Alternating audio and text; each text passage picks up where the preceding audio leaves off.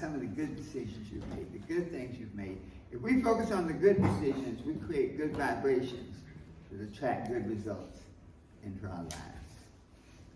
So today, our topic is right decisions, your superpower. This is the second Sunday of the 11th month, and we have 50 days left in this year. Isn't that amazing? We started out 90 days and it seemed like so long ago. We have 50 days left in this month, in this year, to accomplish the things that we want to do. I want to welcome our online audience. I wish you were here. I'll tell you, if you were here, it would make a huge difference in our lives and in yours. So come on out. Like to acknowledge our musicians, all of you. That's okay. That's all right. The Spirit, wasn't that great today? Thank you so much, Bianca. That was such an appropriate song. Let's give them another one.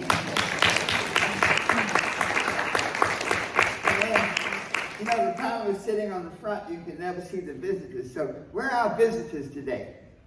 All of our visitors. Just stand up so we can see you. Stand up. Yes. Yes. Yes. Whoa. Yes. Thank you. Thank you. Thank you. Yes. Woo. Come on back. This is a good place to be. I tell you on a Sunday. You wait until it's not snowing outside. Yeah.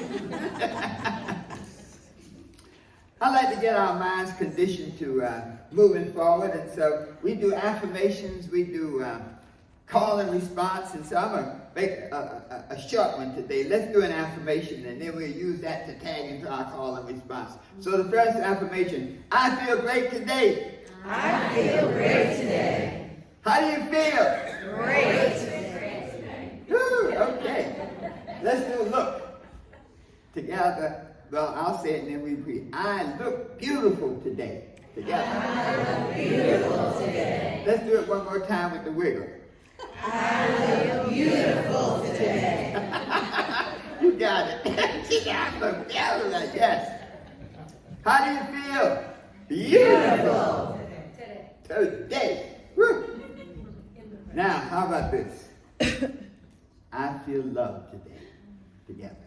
I feel love today. How do you feel? Love today. Give yourself a hand. Thank you. Today's message is one that, each message we have is really a step towards giving us more tools to close this year out. As you know, we're spiritual beings having a human experience. And when we look at time, time is that one factor, that one thing that we all share. We all live on this river of time, and it keeps moving. You know, no matter what we do, it just keeps right on moving. And so these 90 days are critical. But the 50 days left, you can still do something about it. Now that's a lesson there. No matter how well you have performed or not performed over these last 40 days, you still got 50 left. And that's the beautiful thing about life. You can never make a new beginning, but you can always create a new ending, a new vibration. I create a new ending in my life. Let's say that together. I create a new ending in my life. And so when we look at some of the tools we have to make this year your year for outrageous success, to accomplish your goals by the end of this year. Now, I like to caution you because many times we have 50 days left, and every goal has a cycle of its own. So we have to be careful not to set ourselves up for failure. In 50 days, I'm going to make $1 million. That's my goal. Well, how much did you make the last 40 days? $6.38. But you think you might make $1 million? What are you doing to make a difference? Okay? So it may not be a lofty goal, but if it's a goal that you can achieve, it gives you confidence to move into the new year. And right judgment is a power tool. You know, we don't talk about it that much, but right judgment is a power tool to move you to success. Our quote for today comes from the book of Matthew, the 7th chapter, the 2nd through the 5th verses. And it's one of those passages in the Bible that's often misquoted, misinterpreted. I'll read it. Judge not that ye be not judged. Most people interpret that as, don't make judgments about people. You can't judge people. But they never read on to the rest. For with what judgment you judge, you shall be judged. And with what measure you meet, which is you execute, it shall be measured unto you.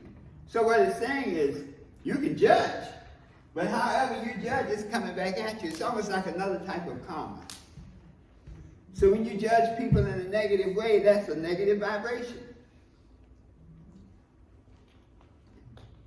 Then it goes on. And why beholdest the mote, the speck that is in thy brother's, the mote that is in thy brother's eye, a speck, but consider not the beam that is in your own eye. Critical people, people who criticize. You know anybody who's critical, criticizes? I must have come from a long line of criticizers. I love my mother, but my mother used to say, that boy doesn't have sense enough to pour out of a boot. And that, you know, Zena, that hurt me because I lived a large part of my life having no common sense. And I won't blame my mother, but she's sure the one that planted that seed there. It's years before I realized I wasn't put in the boot in the first place. Okay? So that idea of critical people judging you when they themselves have so many flaws means that you have to really pay attention to who's talking. That's really it. It goes on to say, how wilt thou say to thy brother, let me pull the mote out of thine eye, and behold, a beam is in thine own eye. Thou hypocrite, first cast the beam out of thine own eye, and then shalt thou see clearly to cast out the speck in thy brother's eye. That's some powerful stuff. Because now, everything that happens to us is based on relationships. When we talk about the mastermind principle, two or more gathered on one accord, judgment is on one accord, is on an accord. It can be one accord or a negative accord. So what this passage is really saying is when you make judgments about other people, be righteous. That judgment creates a vibration between you and that other person, which now becomes magnetic and pulls stuff into your life. Make righteous judgments so that you create positive vibrations. You notice when you tell a child, good job, isn't that a judgment? And look how a child responds. They smile. When somebody tells you congratulations, isn't that a judgment that you've done a good job? And you respond. And so this idea of right judgment is how you cast other people in your mind, which then connects with their mind, which then creates a vibration. And that's that superpower. By righteous judgment, you attract good vibrations. Your judgment becomes a superpower because in the midst of all this is the I am power. The mastermind principle says, when two or more gather on one accord, I am the making power, that power that changes things, the miracle-making power. I am in the midst of them. So when you make judgments about people, be it good or bad, whatever that vibration is, it's coming back to you. And that's the scary thought, because we say mean things to people. And when we judge people in a negative way and in a mean way, it's coming back at us. And I think that's why many people misinterpret that scripture. It's like, no, it doesn't judge. But you almost automatically judge. A friend of mine had a real gift, but he was going through some tough times. And he asked a friend for help. And the friend said, I respect your gift, and I'm going to help you. And of course, they were both grateful. But the vibration that was created, the man who had helped the friend thought about it, and he felt so good about having helped his friend, he called another friend. Told the other friend about the first fellow who needed help. And wouldn't you believe it, the person he called was just the person that the person who needed help was trying to reach. And the connection was made, and now the person who needed help, he ain't going to need help much longer, because that thing is coming home. And so that's this power of this judgment. And that's why we call it a superpower, because when you can connect with another person in a good vibration, it sends it out to the universe, bringing good things to you. And see, don't worry about the how. There's no way you could have told that first guy, the guy who needed help, how this would happen. As a matter of fact, he said he'd sent 3 packages to that person and had been ignored. He got the email, he emailed them, and that had been ignored. And I guess when you're doing big stuff, you know, I'm gonna send an email to the president of American Airlines. There's chances are it's not gonna get there. But if the president of Delta calls the president of America and say, well, Herbert Harris is sending you a present or an email, he'll be on the lookout for it. That's what this idea of right judgments can do. It works during the positive and the negative. That when you judge negative judgment, that comes back at you too. So what are judgments? Judgments are choices combined with action. When you go to court, I'm a retired attorney, and the jury gets the case. They hear the case. And based on what they hear, they go through the evidence. They call it the finding of facts. So if you're a passenger in a car wreck, the one thing we know is you're not at fault, so you got a good chance of recovering. And they go through and they present all the facts. You know, you broke your left arm, all the stuff that happened, and you lost work. And the jury or the judge makes a decision. So that's a choice. But it's not a choice willy-nilly, it's a choice based on the facts, based on examination. Then the putting that choice into action is now the judgment. When the jury has made its decision, you notice the judge then writes it down, he makes a judgment, and the judgment becomes how the choice is manifested. So in the civil court, the judgment says you got to pay this much money. They enter that thing, and once they file those judgment papers, they can take it to your bank account and take the money. In a criminal case, once the judgment is entered, you either go free or you go to jail, one or the other.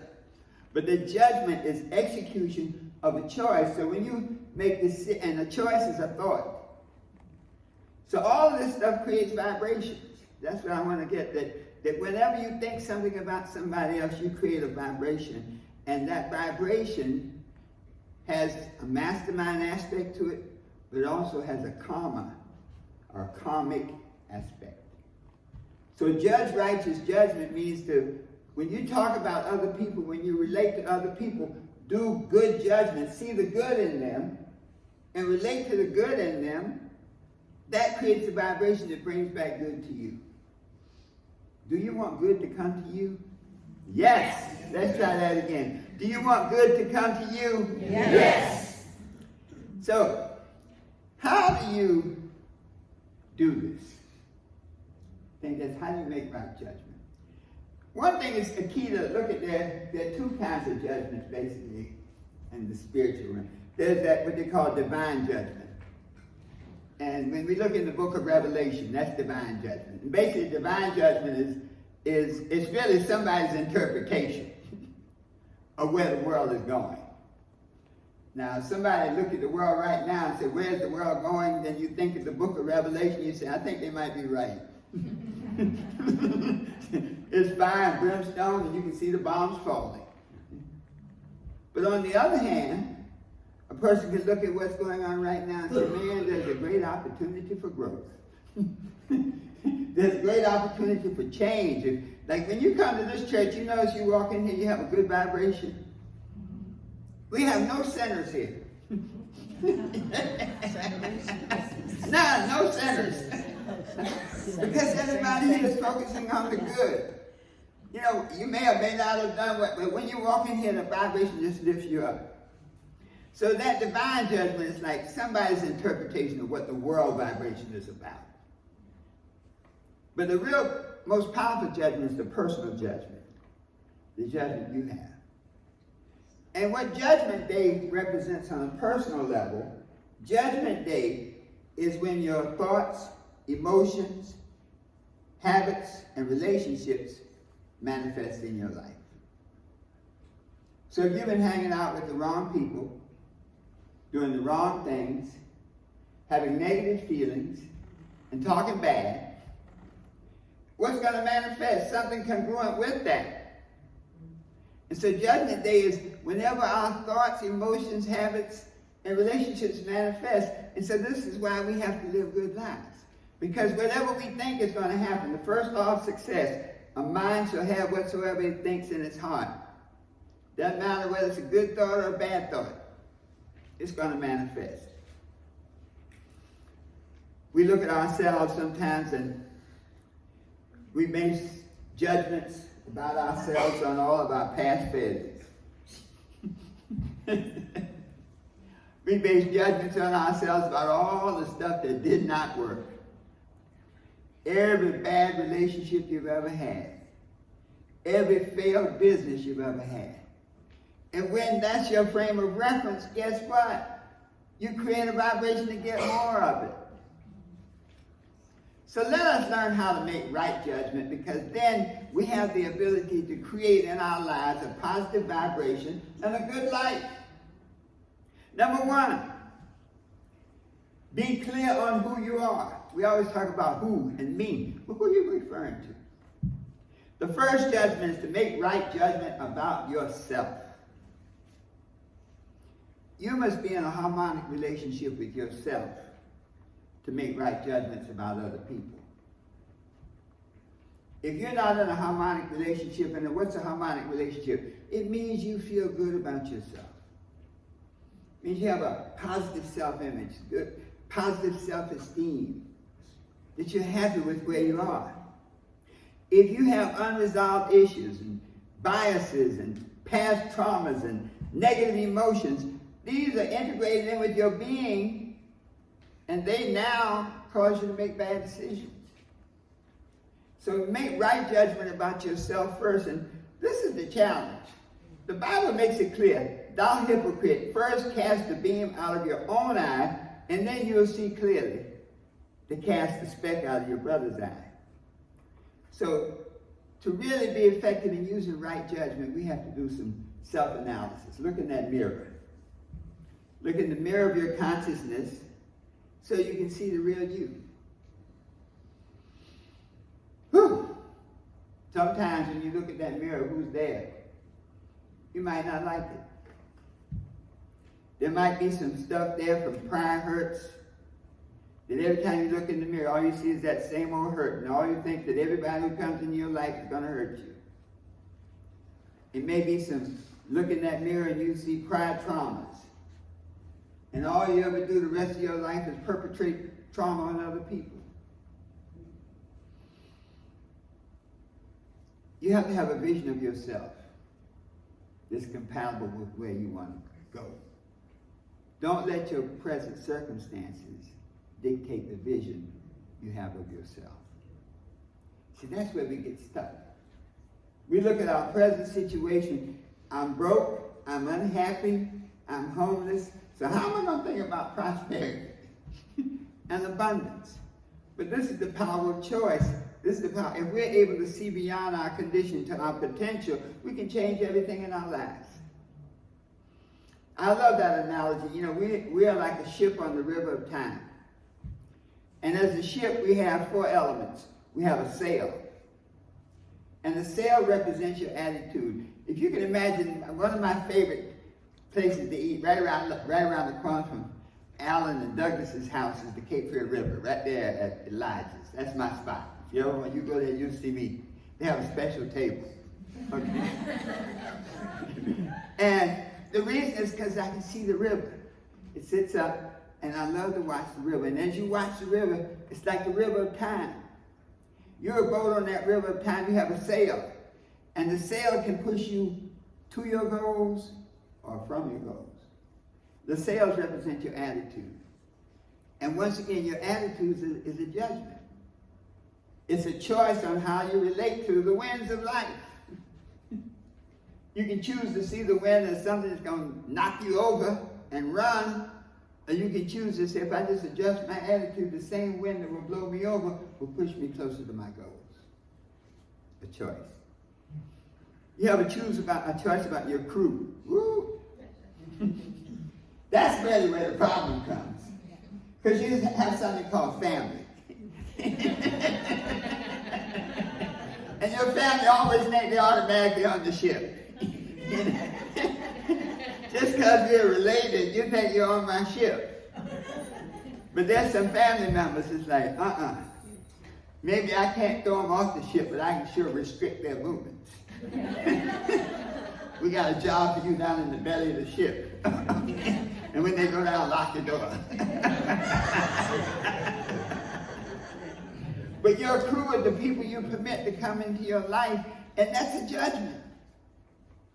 Don't let people in your life that don't honor you, that don't respect you, that don't uplift you. A fellow once said, I want to be surrounded by people who are excited when I walk in the room.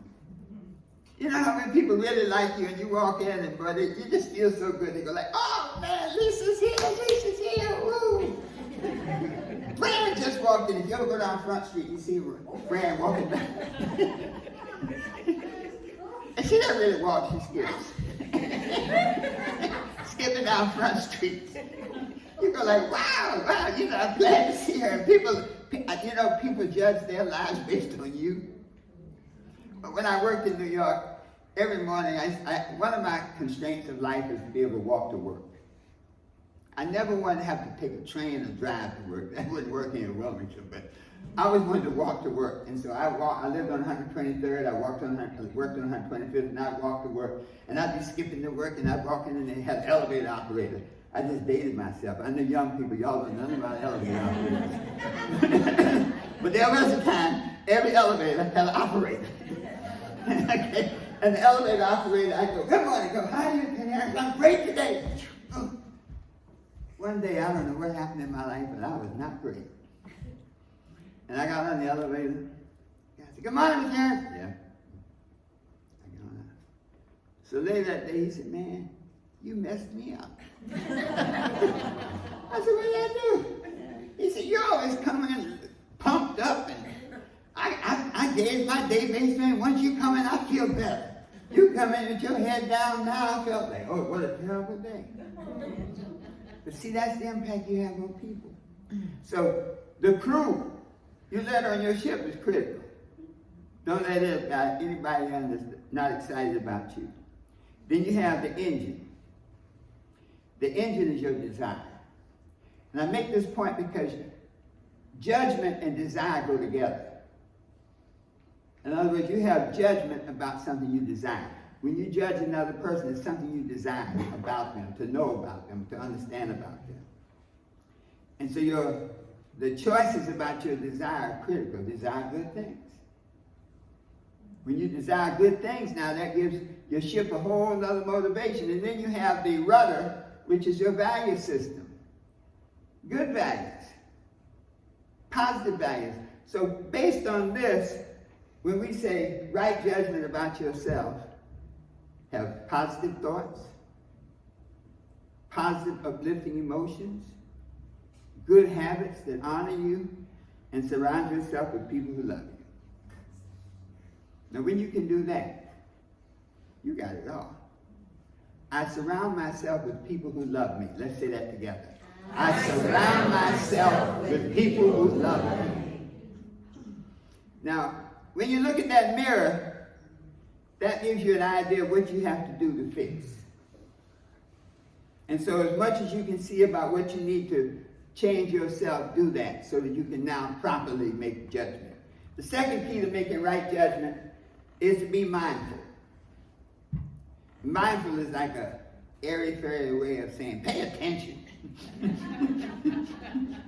Watch the people you interact with. The way you know people is over time. What they say doesn't mean a hill of beans. What they do means everything. And when you take the time and watch a person over time, you see who they really are.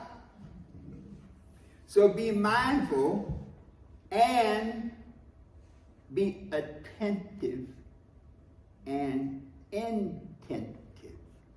Attentive to pay attention, but intentive to understand why. See, people's motives are powerful, even your own motives.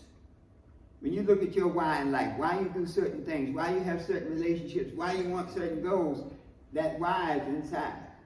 And so pay attention to the goings on and to the intention, their value, their motive. The third key to making right judgment is to always what we call healthy judgment, positive judgment. You always have a choice. In the book of Isaiah, it says, choose this day whom you will serve. What does that mean? There's 180 degrees of negativity, 180 degrees of positivity in the world. You choose the positive. So whenever bad things happen, instead of saying, woe is me, you say, what's the good lesson from my hitting this tree? You know, what's the good lesson from spending time with somebody who obviously doesn't care for me? The lesson might be to run.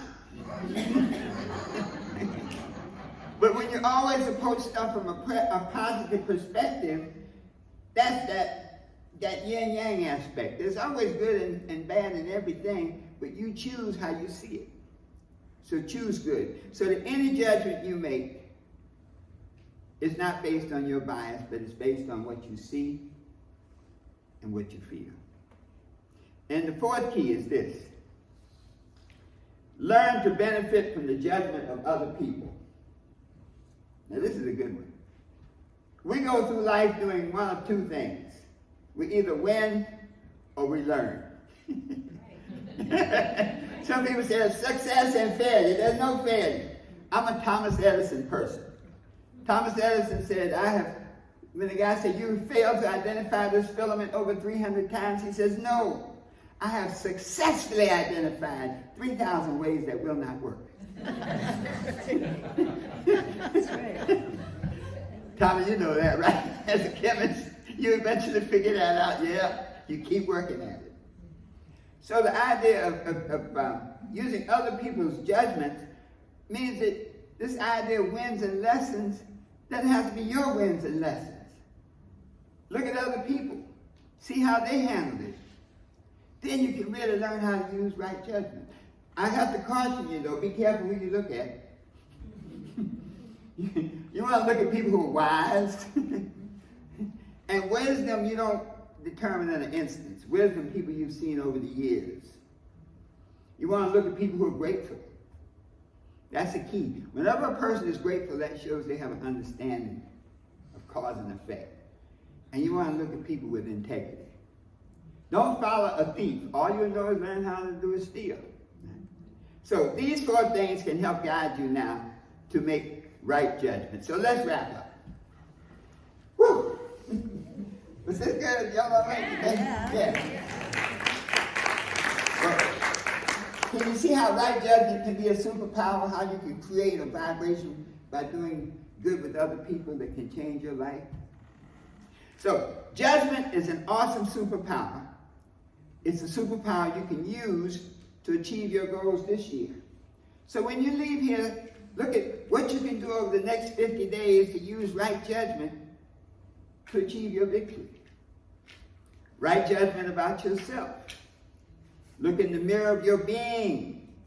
If you have unresolved issues, past traumas, negative emotions, clear the deck. Be mindful. Pay attention to every detail and understand people's motives. Make healthy judgments. Only focus on good, positive stuff. Live by the golden rule. You know, whenever you're in doubt, just ask yourself, would I like somebody to do this to me? No, but then don't do it to them. And then finally, learn and benefit from the judgment of other people. If that's so powerful, that can help you leverage. It also makes you create relationship with people who've been where you want to go, which gives you another vibration to bring about the miracle.